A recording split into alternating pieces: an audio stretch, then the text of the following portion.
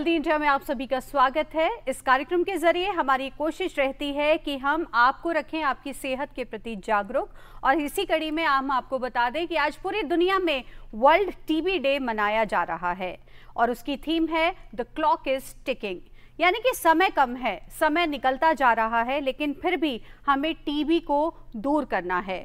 Tuberculosis यानी TB एक संक्रामक रोग है। टीबी का बैक्टीरिया सांस से फैलता है, छींकने और खांसने से, मुंह से निकले कणों से फैलता है।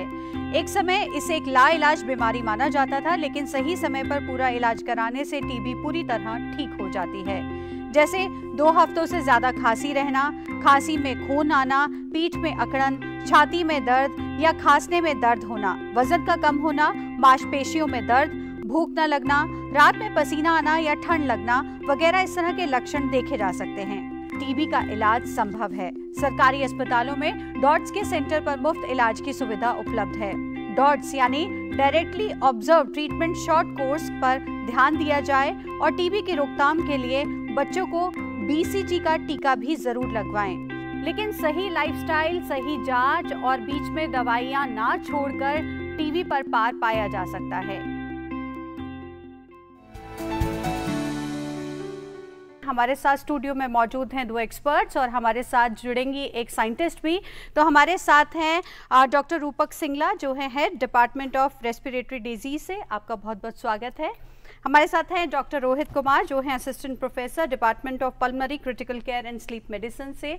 और हमारे साथ जुड़ी हुई हैं डॉक्टर लक्ष्मी सौंदरराजन, जो हैं सीनियर साइंटिस्ट इन्फेक्शियस डिजीज से। Welcome to the show ma'am. सबसे पहले आपसे मैं जानना चाहूँगी डॉक्टर सिंगला कि जब बात आती है टीबी की, तो हम क्यों उसे नज़रअंदाज कर देते हैं, खासतौर पर अगर हम बात करें सामान्य और शुरुआती लक्षणों की? तो एक्चुअली इसके लक्षण बहुत धीरे धीरे आते हैं। जैसे कॉमन जो लक्षण हैं इसके, थोड़ा लंबा बुखार चलना, खांसी 2 हफ्ते से ज़्यादा आना, वजन का गिरना, भूख ना लगना, थूक में खून आ जाना जी। तो अगर इन लक्षण किसी के पेशेंट में अगर हैं तो उन्हें इमीडिएटली अपने जो भी नज़दीकी उनका सेंटर है, पूरे भारतवर्ष में जगह जगह ये सेंटर खोले गए हैं जहां वहाँ जा सकते हैं, कि किसी भी जनरल हॉस्पिटल में भी जा सकते हैं और वहाँ जाके अपनी जांच करवाएं। बिल्कुल इसकी जांच सब जगह अवेलेबल है और मुफ्त है, तो जल्दी पकड़ी जा सकती है। रोहित, हम आपसे जानना चाहेंगे, जब हम बात करते हैं टीबी की, तो चैलेंजेस हमें कहाँ कहाँ देखते हैं?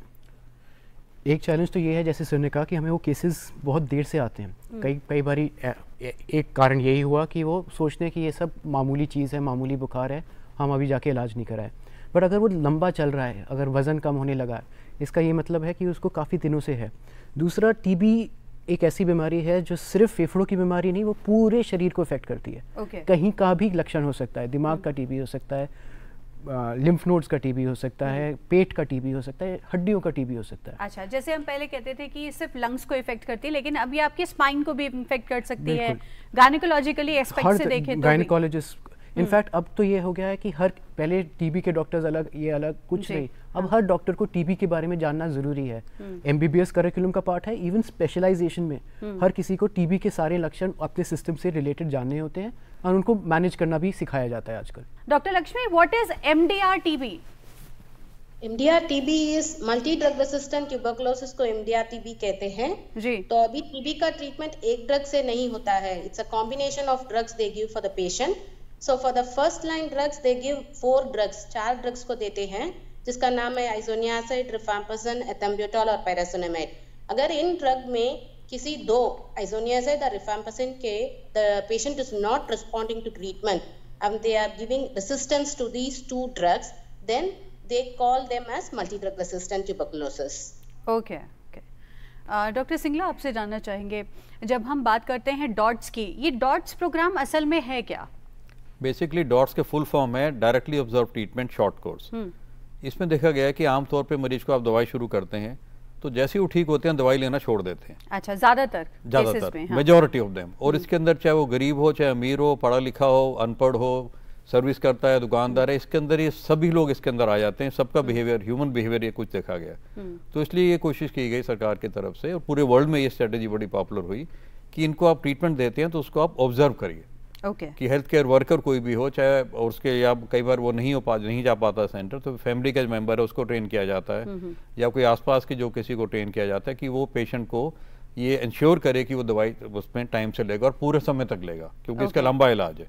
That's why it is called directly without TB. Short course क्योंकि पहले हमारा इलाज था करीब 18 महीने, 20 महीने, 2 साल का, फिर ये आ गया 6 महीने के ऊपर। तो दोनों चीज मिला के हो गया directly without treatment, short course chemotherapy. Okay doctor Rohit, लोग बीच में इलाज क्यों छोड़ देते हैं? क्या उनको आराम मिल जाता है उन दवाइयों से, या वो लक्षण चले जाते हैं? मोस्टली ये देखा गया है कि 1-2 महीने के इलाज में ही बहुत ही ड्रामेटिक रिलीफ आता है। इनफैक्ट स्टडीज़ में भी देखा गया है कि उनका बलगम कम हो जाता है, कई बारी कुछों के बलगम में खून आ रहा होता है, खून आना बंद हो जाता है। तो इस चक्कर में लोग सोचते हैं कि हाँ भाई इलाज हो गया उनको। लेकिन एक चीज़ समझनी पड़ेगी कि कुछ जो हम ये जो 4 दवाइयों का कॉम्बिनेशन जो हम देते हैं, अच्छा, वो पहले तो बैसिलरी लोड को बहुत कम कर देगा, अच्छा, बट पूरी तरह ख़त्म करने के लिए आपको काफ़ी दिनों तक वो ही दवाई देनी पड़ेगी ताकि वो टीबी का जड़ से इलाज हो। अगर आपने बीच में छोड़ दिया तो वो कम तो करेगा, पूरी तरह ख़त्म नहीं करेगा, और ये खतरा रहता है कि कुछ दिनों बाद वो फिर से आ जाए। तो पहली जो दवाई दी जाती है किस तरह से बांटी जाती है, कितने महीने कौन सी डोज दी जाती है? इसमें 2 फेजेस होते हैं, इंटेंसिव फेज और एक कंटिन्यूएशन फेज। इंटेंसिव फेज में हम 4 दवाइयाँ देते हैं, कंटिन्यूएशन फेज में हम 3 दवाइयाँ कर देते हैं। ओके। एंड बांटने का, जैसे सर ने बताया, ये अब एक डॉट्स रिजीम हो गया कि कोई देखेगा। तो अब हमने सिस्टम ने ऐसा बना दिया, देयर आर डॉट्स प्रोवाइडर। वो कोई भी हो सकता है, हमें ज़रूरी नहीं कि एक डॉक्टर ही हो, एक डॉट्स प्रोवाइडर हो सकता है। डॉक्टर डिसाइड कर देता है कि हाँ इनके वजन के हिसाब से ये दवाई चलनी है या ये रेजीम चलनी है, बेस्ड ऑन कि उनका सेंसिटिविटी पैटर्न क्या है, एंड फिर वो प्रोवाइडर ये इंश्योर करेगा कि वो दवाई ले। ओके। तो अब डॉट्स प्रोवाइडर्स, एंड कई जगहों पे जैसे बहुत दूर का इलाका हो जहाँ पे हर जगह डॉक्टर होना शायद पॉसिबल भी नहीं है, एग्जैक्टली हिली टेरियन होता है, ट्राइबल एरियाज होते हैं, तो वहाँ पे डॉट्स प्रोवाइडर और एक्चुअली बैकबोन जो इंश्योर करते हैं कि दवाई पहुँच जाए। एंड वही दवाई, वो कश्मीर हो या कन्याकुमारी, पूरे देश में सेम दवाई मिलती है, सेम क्वालिटी की दवाई मिलती है। कई जगहों पे ये भी लोग सोचते हैं कि ये दवाई अच्छी नहीं है, हम बाहर से ले, बहुत अच्छी दवाई मिलती है, स्टैंडर्ड दवाई मिलती है, और हर तरफ वही दवाई मिलती है। बिल्कुल। Doctor Lakshmi, I want to know that what is the timely diagnosis of TB? TB, tuberculosis, is caused by bacilli called Mycobacterium tuberculosis. Like other infectious diseases, the bacteria or the virus or the fungi which is responsible for the disease, it will be growing in the culture where we can confirm what organism is it. But TB ऐसा नहीं है, Mycobacterium tuberculosis, इसका culture बहुत देर होता है, 4 weeks से 6 weeks तक it will take time. So to diagnose whether the person is infected with TB, we have to confirm with the culture. So ये अगर the diagnosis delay हो जाता है तो ट्रीटमेंट के लिए भी ये बहुत डिले हो जाता है। So treatment is very important for stop transmission of the TB, और we all know that TB spreads through air. So एक पर्सन से दूसरे पर्सन को बहुत जल्दी स्प्रेड हो जाता है, तो इसके लिए टाइमली डायग्नोसिस बहुत इंपॉर्टेंट है। डॉक्टर सिंगला, ये latent TB, active TB, pulmonary TB, और ये क्लासिफिकेशन क्या है, ये जरूर बताएं। लेटेंट टीबी क्या है कि जो टीबी का ऑर्गेनिज्म है कहीं ना कहीं बॉडी में छुपा हुआ है, लेकिन उसमें टीबी के सिम्टम्स नहीं है और वो टीबी डिजीज़ नहीं कर रहा है। और जैसे ही कुछ बॉडी पे, जैसे किसी की इम्यूनिटी कम हुई, तो उसके, या जैसे जो डायबिटिक पेशेंट्स हैं या HIV पेशेंट्स हैं, उनके अंदर इसके उभरने के चांस बहुत ज़्यादा होते हैं। अच्छा, ये जैसे हमने कोविड के दौरान भी देखा कि जिन लोगों की इम्यूनिटी कम थी, खास तौर पे हम बच्चों की बात करें, या फिर कैंसर पेशेंट जैसे आपने कहा, किडनी पेशेंट, डायबिटिक पेशेंट, आपने कहा HIV एड्स वाले भी, या फिर जिन्होंने ट्रांसप्लांट कराया है और उनकी कोई मेडिसिन चल रही है, तो इम्यूनिटी जिनकी कम है उस पर टीबी का जो ये बैक्टीरिया है वो प्रभाव डालेगा ही डालेगा। 100% नहीं है, खासकर किसी के अंदर अगर टीबी के ऑर्गेनिज्म छुपे हुए हैं और उसकी इम्यूनिटी किसी भी ऐसे कम होती है, जैसे आपने बताया कि HIV है, डायबिटीज़ है, या कुछ एंटी कैंसर ड्रग्स चल रही हैं, या जो पोस्ट ट्रांसप्लांट पेशेंट्स हैं, तो उनमें जो बैक्टीरिया सो रहा था, छुपा हुआ था, वो एक्टिव हो जाता है। Then we call it active tuberculosis. Active tuberculosis का मतलब इसको टीबी डिजीज हो गई है, उसको सिम्टम्स भी आएंगे और उसके अंदर वो बैक्टीरिया भी स्प्रेड करेगा, दूसरों को भी इन्फेक्ट कर सकता है। अच्छा, तो दूसरों को भी इन्फेक्ट होगा। और लेटेंट टीबी, उसके जो छुपे हुए हैं बैक्टीरिया, चोर है वो घर में छुपा हुआ है, कुछ कर नहीं रहा बस, लेकिन कभी भी हमला कर सकता है, कभी हमला कर सकता है। हाँ। और पल्मोनरी की बात करें तो देन जो पल्मोनरी, एक है पल्मोनरी टीबी, 100 में से करीब 85% लोगों को पल्मोनरी टीबी यानी लंग्स की टीबी जी, उसे हम कहते हैं पल्मोनरी टीबी। फिर होती है extra pulmonary TB, outside the lungs, जैसे डॉक्टर साहब ने बताया। हाँ, यानी कि लिम्फ नोड्स को इन्फेक्ट, लिम्फ नोड्स पूरा सिर से लेके पैर तक, पूरी एनी ऑर्गन हो दी बॉडी, चाहे वो हार्ट हो, चाहे लंग्स हो, उसके बाहर जो झिल्ली होती है वो है, दिमाग, ब्रेन है, या लिफ नोड्स हैं, हड्डियां हैं, जॉइंट्स हैं, पेट की आंत है, लेडीज़ के और जो ऑर्गन्स हैं, जो जेनेटल ऑर्गन्स हैं या जो जिनसे वो रिप्रोडक्शन करते हैं वो वाले ऑर्गन्स हैं, it can involve any organ of the body, any of the organ. हाँ, जैसे डॉक्टर रोहित ने भी बताया। डॉक्टर रोहित, क्या एक कारण ये भी है कि मैल न्यूट्रिशन, कुपोषण भी इसका एक कारण है? जैसे आप रिसर्च करते हैं और उस एरिया में रहते हैं, तो क्या पाया आपने? नहीं, ये तो देखा गया है कि इम्यूनिटी, एक स्ट्रॉन्ग इम्यूनिटी के लिए एक हेल्दी न्यूट्रिशन, अच्छा वातावरण और बंदे की अंदर से इम्यूनिटी उसकी स्ट्रांग रहे। बट इम्यूनिटी कम, जैसे जो कारण आपने गिनाए उसमें इम्यूनिटी कम हो जाती है। खाना अगर नहीं खा रखा हो उसमें भी इम्यूनिटी कम हो जाती है। अगर कोई और इन्फेक्शन हो तो उसमें भी इम्यूनिटी कम हो जाती है। तो HIV के इन्फेक्शन में भी ये देखा गया है। तो इसलिए इनफैक्ट जो हमारा प्रोग्राम था उसको अब इंटीग्रेट कर दिया HIV के साथ, कि HIV मरीजों में हम ढूंढते हैं, चाहे उसको वो सिम्टम्स ना भी बताए फिर भी उसमें ढूंढा जाता है कि क्या पता इसमें TB हो। प्रॉपर टेस्टिंग होती है और उससे केस फाइंडिंग में हमारी थोड़ी मदद होती है। तो ये एक है। एक और चीज़ मैं बोलना चाहूँगा कि इम्यूनिटी जब कम होती है ना, तो ये भी देखा गया है कि वो सिर्फ लंग्स तक नहीं रहता, वो फैला हुआ होता है, जिसको हम डिसेमिनेटेड TB कहते हैं। वो शरीर के कई अंगों को एक साथ प्रभावित कर देता है। तो वो डिसेमिनेटेड मतलब कि वो फैला हुआ है। एंड ये भी देखा गया कि उनमें खतरनाक TB, जैसे दिमाग का TB या हड्डियों का या स्पाइन का TB या दिल के पास TB, वो ज़्यादा मिलता है जिनकी इम्यूनिटी कम होती है। Doctor Lakshmi, what is drug resistance profiling? We would like to know this. हाँ, सो ड्रग रेजिस्टेंस टेस्टिंग या ड्रग ससेप्टिबिलिटी टेस्टिंग इसे कहते हैं। So when we wanted to know what drugs are being treated, whether the drugs are responding, the patient is responding to the drug or not. So to find out how effective is the treatment for your patient, we will do drug resistance testing or drug susceptibility testing. So कौन सा drugs है वो sensitive है कि resistance नहीं है, तो उस प्रोफाइल को हम drug resistance profiling बोलते हैं। तो उसके लिए separate test होते हैं। तो उनको change भी किया जाता है फिर accordingly? हाँ, अकॉर्डिंग टू, अगर एक ड्रग रेसिस्टेंट हो गया तो वो ट्रीटमेंट में वो इफेक्टिव नहीं होगा, तो उसके हिसाब के उस ड्रग को छोड़कर जो भी ड्रग सेंसिटिव है उस ड्रग को हम कॉम्बिनेशन में दे सकते हैं। तो कॉम्बिनेशन मेडिसिन की बात इसमें एक चीज और मैं बताना चाहूंगा, जो से malnutrition, it is one of the very very important risk factor for tuberculosis. तो उसको माइंड में रखते हुए गवर्नमेंट ने एक स्कीम बनाई है, उसके अंडर जब तक पेशेंट का ट्रीटमेंट चलता है 500 रुपए उसके अकाउंट में डायरेक्ट बैंक ट्रांसफर होते रहते हैं। अच्छा, हाँ। तो इस बार में करोड़ों रुपए गवर्नमेंट ने इन TB के मरीजों को दी है ताकि वो अपना न्यूट्रिशन को मेंटेन कर सके। बिल्कुल। तो ये भी सबका जानना जरूरी है कि उनको ये चीज सरकार ने ये सुविधा दी है।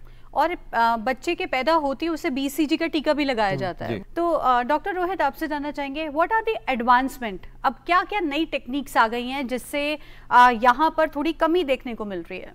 एक तो जब भी हमारा मैनेजमेंट जो है, हमारा NTB का प्रोग्राम है, उसमें हम चाहते हैं कि हमें केसेस मिल जाएं, दूसरा उनका इलाज अच्छी तरह हो जाए।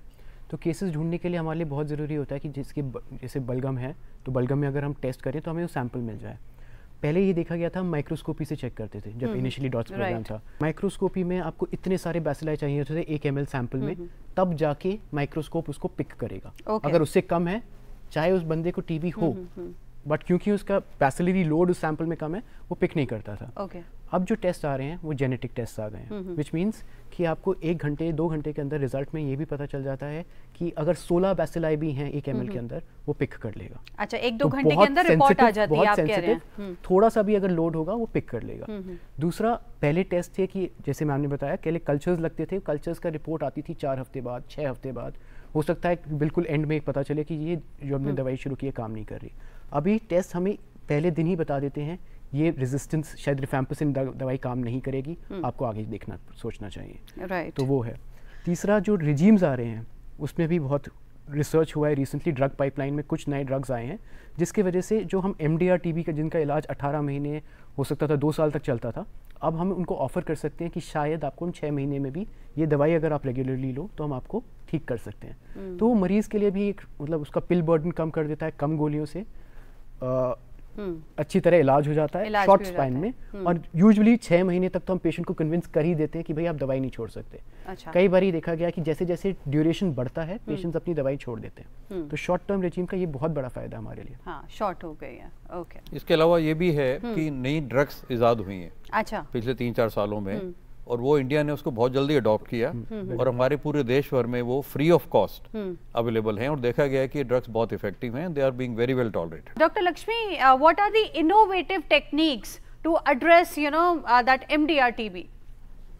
Yeah, so we have something called as expert or CBNAT testing जो डॉक्टर रोहित कह रहे थे, जो within 1 hour 2 hours था, तो तभी अब एडवांस टेक्निक है, उसमें अल्ट्रा आ गया है, जो 16 copies of bacteria also we can detect and with in 1 hour।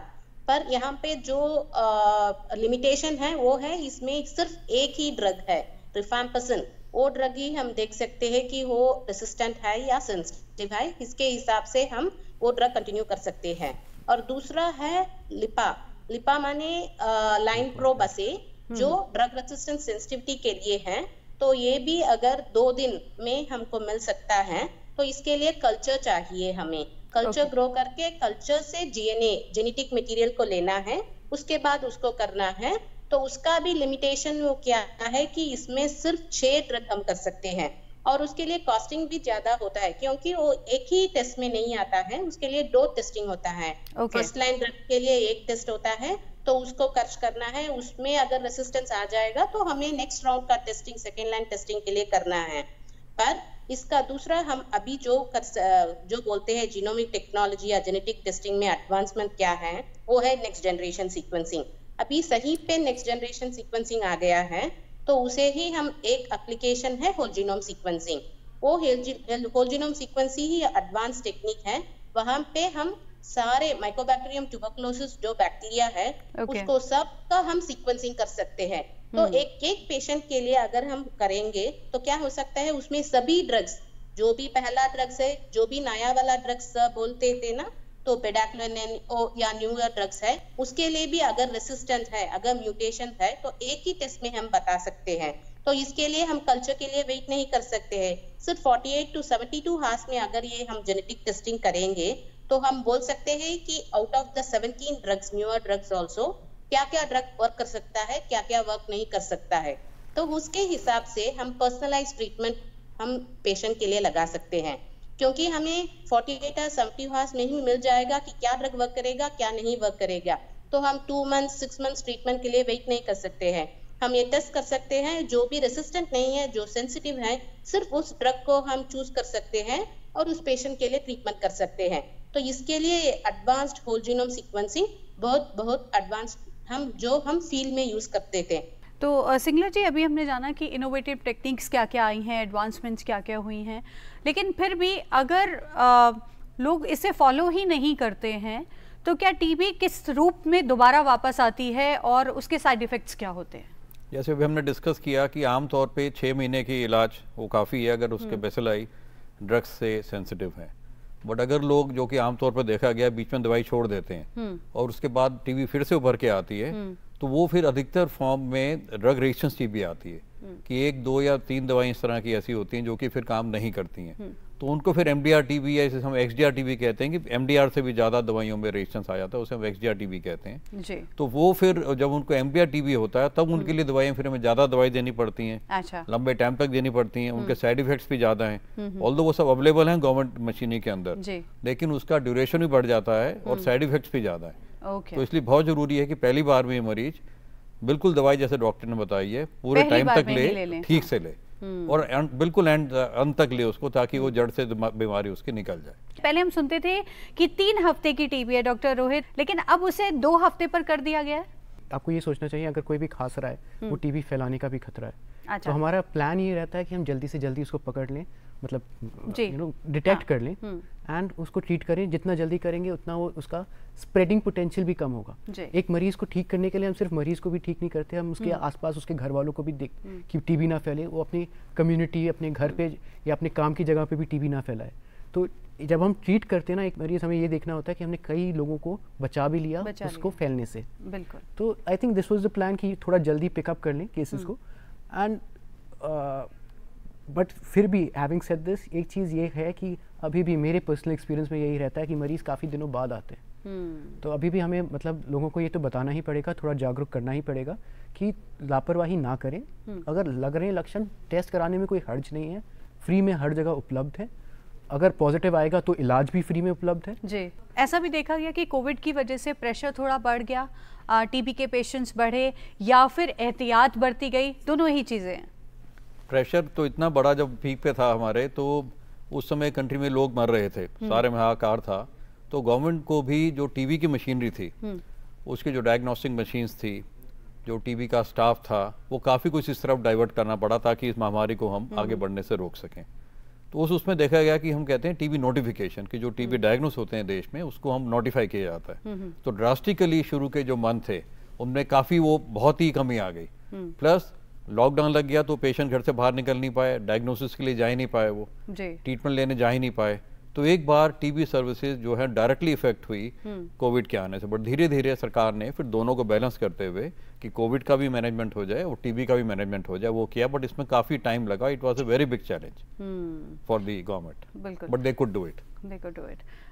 Dr. Lakshmi, I want to know actually what are the challenges you think which has to be addressed? Testing is the doctors, when they see that the patient is having any clinical suspicion of TB, so they can directly ask the patient to give the test, the specimen, and based on the test results what they have they can go ahead and then for the treatment. Now we have whole genome sequencing coming up for a very, very less cost, so they can decide and then they can based on the results of the resistance profiles which they have got for the drugs, they can start with the personalized treatment and reduce the time duration for the treatment for the patient.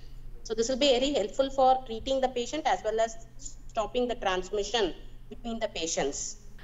Doctor Rohit, कहीं ना कहीं आपको लगता है कि एक class जो है, एक तबका है, वो इससे खास तौर पर अफेक्टेड है? कई बार हमारे पास ऐसे भी मरीज आते हैं और from a very highest socio economic state, and they जब उनको बोला जाए टीबी, उनको बड़ा अजीब लगता है कि ये कैसी बीमारी हो गई। बट ये बीमारी हर किसी को हो सकती है, फॉर दैट मैटर मुझे भी हो सकती है, किसी भी उम्र में हो सकती है, किसी को भी हो सकती है। आप ये मत सोचिए कि ये सिर्फ गरीबों की बीमारी है, सिर्फ अमीरों की बीमारी है, किसी को हो सकती है। बट आपकी बात भी सही है, यूजुअली जिन लोगों का, जैसे हमने पहले भी बात की थी, जिसका न्यूट्रिशन खराब है, जो खाना नहीं अफोर्ड कर पा रहा, वो कुछ कॉम्प्रोमाइज़ करेगा, या जिसको और बीमारियां हैं उसमें ज़्यादा मिलेगा। बट ऐसा कहना गलत है कि ये किसी एक स्टेटा को ही होगी और दूसरे को नहीं होगी। होने को किसी को भी हो सकती है, कुछों में थोड़ी ज़्यादा है, कुछों में थोड़ी कम है। डॉक्टर सिंगला, कोई ब्रेड अर्नर है फैमिली का, एक ही कमाता है या फिर मुखिया है और उसको हो जाता है, तो कहीं ना कहीं साइकोलॉजिकल इफेक्ट भी होता है कि हम ना बताएं कि टीबी है वर्क प्लेस पे, और ये कारण भी बनता है कि बाकी लोग भी इन्फेक्ट होते हैं और वो बीमारी और बढ़ती जाती है। बिल्कुल, जो गरीब लोग हैं और जो उसका मेन ब्रेड अर्नर है उसको हो गई, तो उसके ऊपर वो भी दिमाग में टेंशन है, चैलेंज है कि फैमिली को भी सपोर्ट करना है, उसकी नौकरी भी नहीं जानी चाहिए। अगर वो वहाँ बताएगा तो शायद उसको नौकरी से हटा दें, निकाल दें। हाँ। तो उस चक्कर में कई बार वो दवाई बेचारा नहीं ले पाता है, जांच के लिए नहीं जा पाता है वो, और ऊपर से मेल न्यूट्रिशन घर में है ही, ओवर क्राउडिंग घर में है क्योंकि गरीब है वो। तो सारे फैक्टर्स मिलके इसके आउटकम को असर करते हैं। तो डॉक्टर रोहित, आपसे जानना चाहेंगे, खांसते और छींकते वक्त इसके कण हवा में फैलते हैं, और क्या क्या हाइजीन प्रैक्टिस देखी जाती है? टीबी में अगर ये एरोसॉल में फैल सकता है, अगर छींका गया, खांसा गया, तो मुंह ढकना एक सिखाया गया। मतलब अभी अगेन कोरोना ने एटलीस्ट ये तो पब्लिक में इंस्टिल किया है कि आप जब खांसते हो या वो होता है तो अपना मुंह ढको, बाहर जाते हो तो मास्क पहनो। तो उससे बचने के लिए बहुत, मतलब ये आई थिंक ये स्टेप्स मदद टीबी में भी करेंगे। अगर वो वायरस से बचा रहे हैं तो बैक्टीरिया से भी बचाएंगे। एक चीज़ मैं और बोलना चाहूँगा कि कई बार ना, जैसे हमारे मन में होता है कि ये तो टीबी का मरीज़ है, इससे दूर रहो। ज़रूरी नहीं है, ज़रूरी नहीं कि अगर टीबी का मरीज़ है वो फैलाए। पहली चीज़ तो सिर्फ पल्मरी टीबी ऐसे फैलता है क्योंकि वो फेफड़ों में है, जब मैं खांसूंगा तो बाहर निकलेगा, तो पल्मरी टीबी फैलता है। अगर लिम्फ नोड का टीबी है वो ऐसे वो खांसता भी नहीं है, वो लिम्फ नोड में है, उसके फेफड़े में है नहीं, तो वो फैलता नहीं है। ऐसे छूत की बीमारी कुछ ऐसी नहीं है। जैसे पहले कहा जाता था अगर किसी की डेथ होती है तो व्हाइट वॉश करा दिया जाता था, बर्तन अलग कर दिए जाते थे, लेकिन वो ऐसा नहीं है। दूसरा, टीबी के लिए एक चीज ये भी समझना, पल्मरी टीबी का भी जैसे हमने कहा इंटेंसिव फेज और कंटिन्यूएशन फेज होता है। इंटेंसिव फेज के बाद हम बलगम की जांच कराते हैं, अगर नेगेटिव आता है हमें भी कॉन्फिडेंस होता है कि हमने वो बैसिलरी लोड कम कर दिया, अब ये फैलाएगा नहीं। तो कुछ जो पहला इनिशियल इंटेंसिव ट्रीटमेंट होता है उससे हम फैलने को भी रोकते हैं। तो कई बार ये सवाल हमसे पूछा जाता है कि जी हम उस मरीज के साथ रह सकते हैं, घर वाले ही पूछते हैं। तो हम भी उनको बोलते अलग कर दें उनका कमरा। कुछ दिनों के लिए, अगर पल्मरी टीबी है तो कुछ दिनों के लिए हाँ, पर एक बार ही इनका इंटेंसिव फेज खत्म हो जाए आप इनके साथ घुल मिल सकते हैं आराम से। एंड अगर एक्स्ट्रा पल्मोनरी टीबी है तो दवाई ज़रूर लीजिए, बट आप उनके साथ बैठ के खाना खा सकते हो। तो मैं एक चीज़, मतलब आपका सवाल ये था कि वो फैलता है, बट मैं ये भी एक स्टिग्मा लोगों के मन से निकालना चाहूँगा कि जी ऐसे अछूत की बीमारी नहीं है, उनको बिल्कुल अलग करने की ज़रूरत नहीं है। Doctor Lakshmi, what's your message for our viewers, those who are watching this show on world TB day today? Everyone has to know how TB spreads and what is the importance of TB, so they can understand about the TB. And they can now the government has brought up many such programs, and they have involved, as doctor said, private and government partnership has there. They have brought in free drugs, they have brought in free treatment and everything. So seeing this, they have to get the knowledge of this and spread the knowledge to others, mainly the TB persons, and then remove the stigma. And then if they have any symptoms or something, they can go to the nearest center and then get tested and get themselves treated. Now it is not that you don't have any treatment or you have to be staying back like that. You have a lot of programs that has come up, and that too are free of cost. So you need to know that, and you have to go and then get yourself treated and be yourself healthy. Doctor Singla, आपका क्या message है हमारे viewers के लिए? जैसे हमने discuss किया, जिसको भी सिम्टम्स टीबी वाले हैं तो जल्दी जाके जांच करवाए, और अगर टीबी निकलती है तो इसका इलाज सारी दवाइयाँ जो उसको दी गई हैं पूरी मात्रा में पूरे समय तो ग्रहण तक ले, ताकि खुद भी ठीक हो जाए और अपने आसपास के लोगों को भी बीमारी ना फैलाए और वो भी स्वस्थ रहे। बिल्कुल, बीच में इलाज ना छोड़े, जैसे कि आपने कहा। डॉक्टर रोहित, मैं बस याद करना चाहूँगा कि सबको ये जानना है कि बीमारी क्या है, बीमारी के लक्षण क्या है, इसका इलाज है, एंड किसी को अगर खुद का भी सोचें और आसपास वालों लोगों का भी सोचें। अगर किसी और की मदद कर सकते हैं तो वो भी करें। आपको दिख रहा है कि आपके साथ कोई है जो खांसे जा रहा है, उसको भी बता दीजिए। क्या पता मतलब उसने आज का शो नहीं देखा हो, तो उसको बता दीजिए कि ऐसा है। तो डॉक्टर सिंगला, डॉक्टर रोहित और डॉक्टर लक्ष्मी, आप तीनों ने इस मुद्दे पर चर्चा की, और जिस तरह से आज के शो में बहुत सी बातें निकल कर आई कि किस तरह से टीबी से बचा जाए, उसके शुरुआती लक्षण क्या होते हैं, और इलाज को बीच में ना छोड़ें। आप तीनों का बहुत बहुत शुक्रिया। Thank you. तो टीबी से बचने के लिए, अपनी लंग्स की कैपेसिटी को बढ़ाने के लिए योग कितना कारगर है, कितना ज़रूरी है, आइए जानते हैं इस योगासन के जरिए।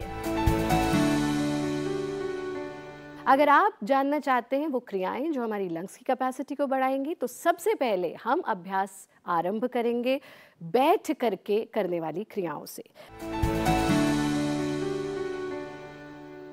उत्थान मंडूक आसन के लिए इस प्रकार से हम वज्रासन में बैठ जाते हैं। वज्रासन में बैठने के बाद अपने पैरों को खोल लेते हैं, यानी दोनों जो आपके घुटने हैं उनके बीच में गैप होना चाहिए। इस स्थिति में बैठना, कमर को बिल्कुल सीधा रखना, दाएं हाथ को ऊपर से ले जाकर के बाएं कंधे को छू देना, बाएं हाथ को ऊपर से ले जाकर के दाएं कंधे को छू देना। इस स्थिति में आप देख भी रहे होंगे कि किस प्रकार से हमारा एब्डोमेन खिंचा हुआ है, चेस्ट एकदम उन्नत है, और इस स्थिति में गहरा सांस लेना, सांस छोड़ देना। 5 श्वास यानी 5 बार गहरा सांस लेना, छोड़ना, ऐसा आप करेंगे। और उसके बाद धीरे धीरे से अपने हाथों को वापस ले आएंगे, पैरों को सामने की ओर फैला देंगे, हाथों को पीछे टिका देंगे, गर्दन को भी ढीला छोड़ देंगे, पूरे शरीर को विश्राम की स्थिति में ले आएंगे। प्रयत्न शैथिल्यम। उत्तान मंडूक आसन का अभ्यास आप 4 से 5 बार तक कर सकते हैं। ये ध्यान रहे, यदि आपके घुटनों में बहुत दर्द रहता है और आप ज़मीन पर बैठ ही नहीं सकते हैं, तो फिर आप इस क्रिया को अवॉइड करेंगे। जब आप नाड़ी शोधन प्राणायाम का अभ्यास करें तो आंख बंद करके चेक करें कि किस स्वर से, किस नॉस्ट्रिल से मुझे ज़्यादा श्वास आ रही है। जैसे हमने अभी चेक किया तो हमारे दाएं स्वर से ज़्यादा श्वास आ रही है, तो मैं दाएं से आरंभ करूंगी। अगर आपके बाएं स्वर से ज़्यादा श्वास आ रही है तो आप बाएं से आरंभ करेंगे। तीसरी उंगली से हमने अपने बाएं स्वर को बंद किया और दाएं से यानी राइट नॉस्ट्रिल से सांस भरते जाना, भरते जाना, भरते जाना। पूरा गहरा सांस भर लेना और फिर अंगूठे से दाएं स्वर को बंद करना और बाएं से सांस छोड़ते जाना, छोड़ते जाना, छोड़ते जाना। Complete acceleration. अब जब आपने सांस छोड़ दिया है तो जिस स्वर से सांस छोड़ा है यानी बाएं से, उसी से सांस भरते जाएं, भरते जाएं, भरते जाएं।